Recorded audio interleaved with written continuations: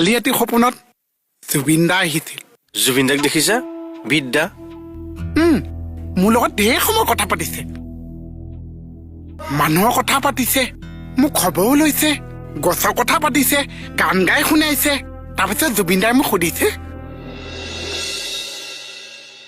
তহঁতে বাৰু মোক পাহৰি গৈছ নেকি বাৰু?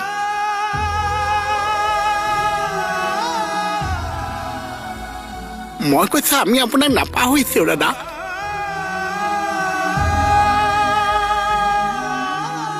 কোনেও নাপাহৰিছে।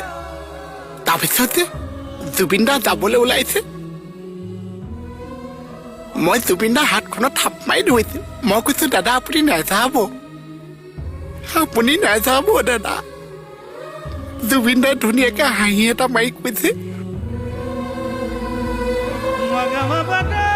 মাজে মাজে মই আহি থাকিম, তহঁতে বেছি চিন্তা কৰি নাথাকিবি। জুবিন দালে বহুত মনত পৰিছে অ কমল,